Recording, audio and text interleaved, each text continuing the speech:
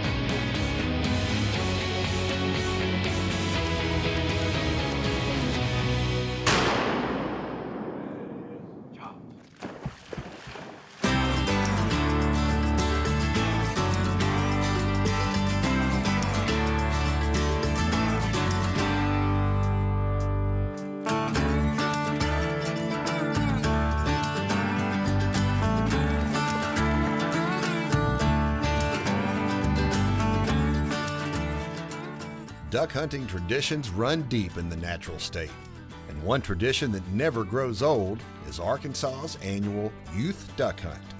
The Arkansas Game and Fish Commission sets aside 2 days each waterfowl season for hunters less than 16 years old. At this block of flooded timber near Wiener, young waterfowlers Preston Lowrance, Hunter Schad, Christian Hageman, and Brooks Lowrance took part in a ritual that's almost an Arkansas birthright.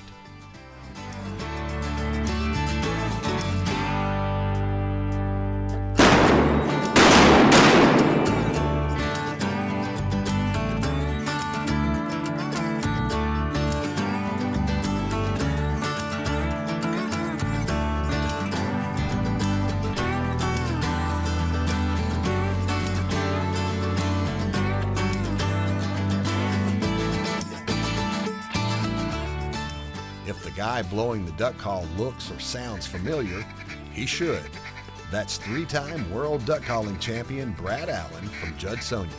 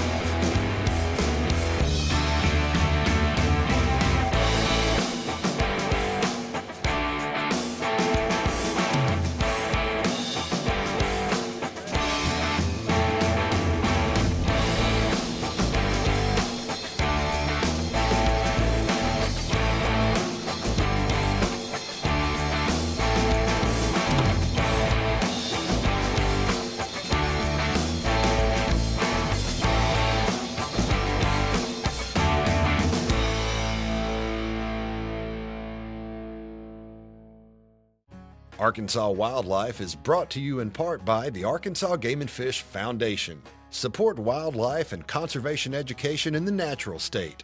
Become a member today.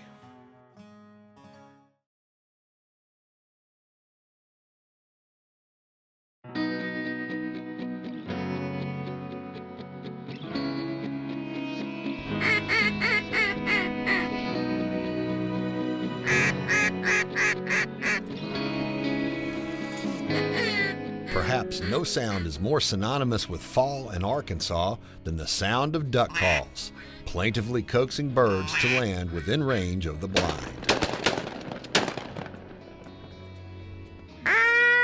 But at a small backyard wood shop in Cabot, there's a call being made that has a different ring to it. The Reelfoot style duck call.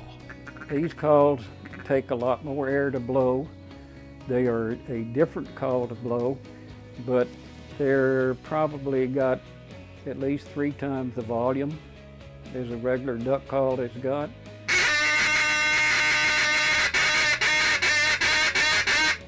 In fact, one guy told me up on Reelfoot Lake up there that he said if he could see a duck, he'd call to it. He said he might not pay any attention, but he's going to call to it, and a lot of times it did.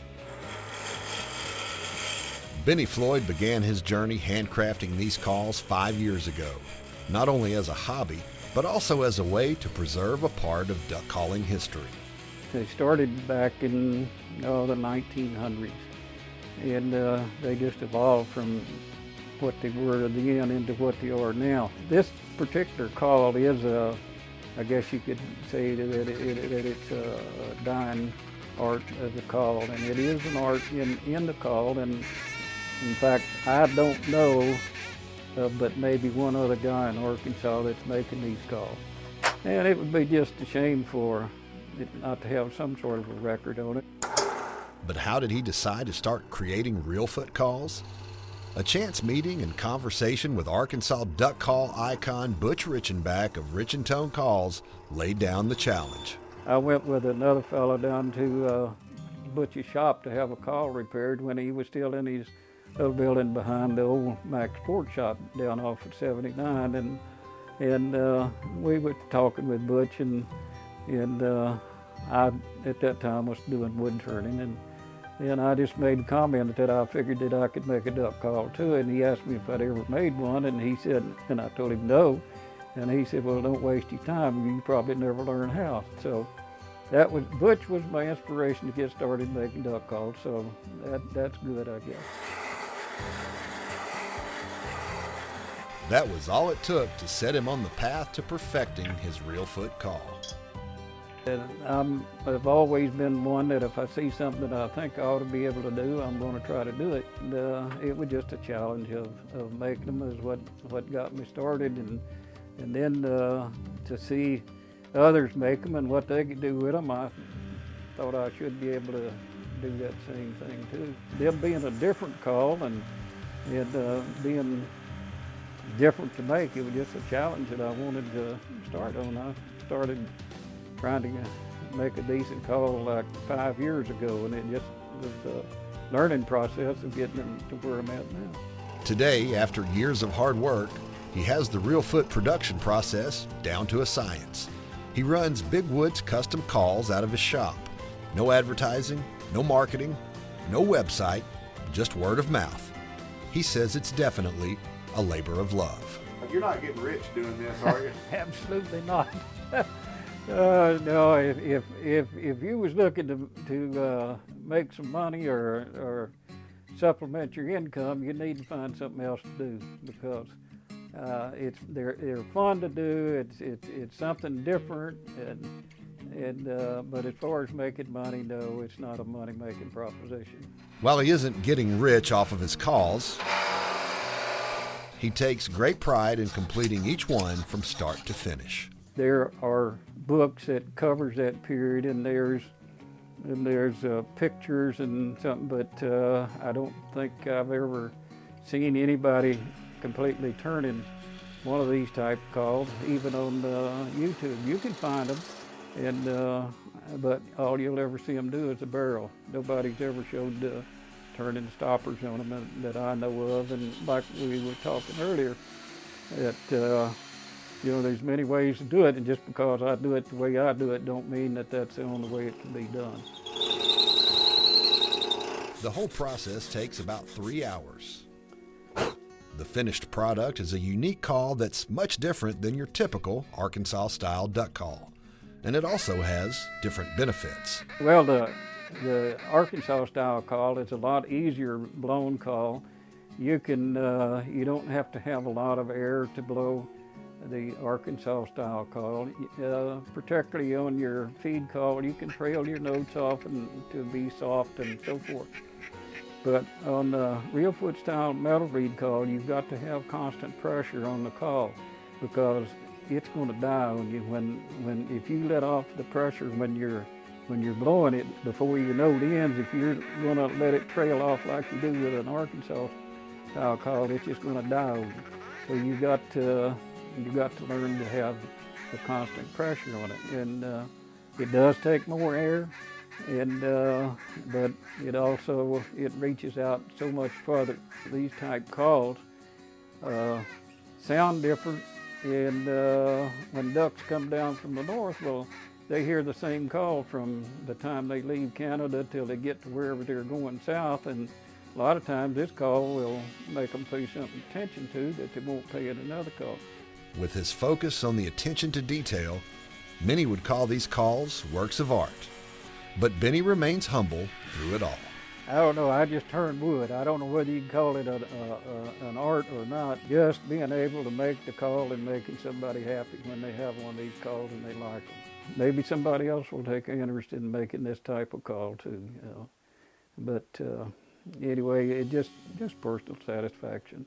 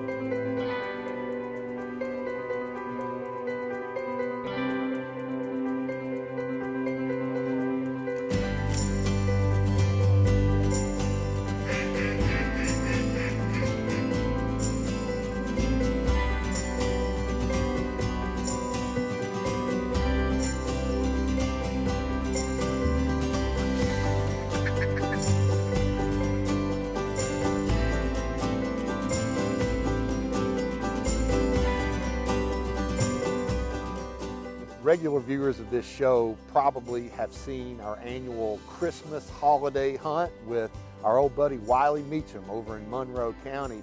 And we decided to do it a little bit different this year. We're not doing the whole Christmas tree thing. We are going to show that later on this season, but this week we're just going to go on a duck hunt with Wiley in the flooded green timber. And more importantly, it's the first time that our still relatively new producer and videographer, Scottie Wyatt, his first time to ever go on a green timber duck hunt. I've been telling him about it, but you can only tell so much. You've actually got to experience it to really know what a flooded green timber duck hunt is all about. I'd never been duck hunting in flooded green timber before, so Trey was telling me beforehand that it was something different about hunting in timber. The way that the ducks come in and cup their wings and dance around the treetops before they come down and land in the decoys, it's something you really need to experience. It's really hard to explain. Y'all got a shot, shoot?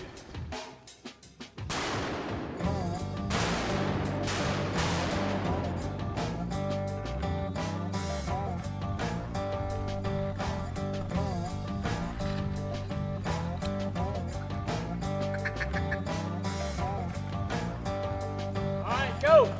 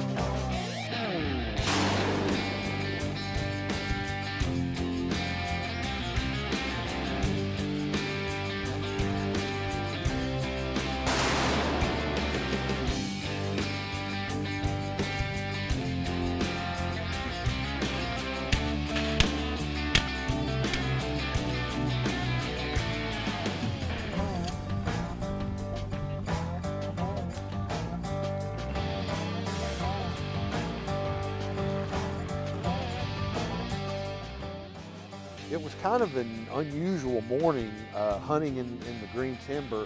If you hunt ducks in the green timber or know much about it, sunny days are preferred, and it looked like we were going to have a sunny day. A lot of stars out when we were riding the boat out there, and you know, as shooting time arrived, we had that orange pink glow from the sun, but it didn't last very long. Some clouds set in, actually a pretty heavy fog. We really thought that was going to mess things up. But for whatever reason, man, the ducks were cooperating, and despite the fog and cloudy, almost misty conditions, the birds kept coming. Before the fog rolled in, you could see them circling and checking out the decoys and everything. But with that fog, they kind of just, you'd hear them and they just bust right through the fog and right on top of the treetops, and it was quick.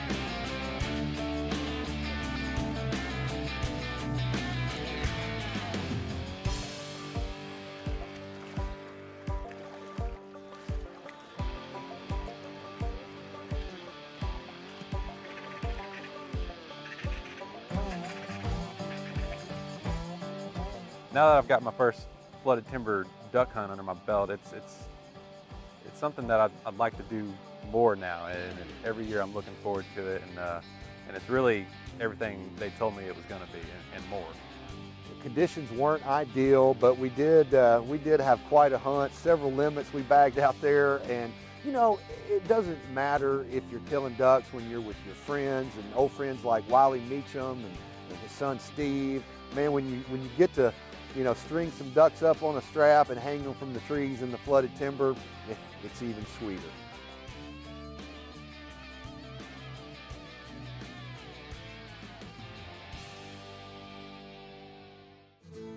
Arkansas Wildlife presents the 2016 Watch and Win giveaway. During each first run episode of Arkansas Wildlife, we'll give away an Arkansas resident hunting and fishing license, a $35.50 value provided by Academy Sports and Outdoors.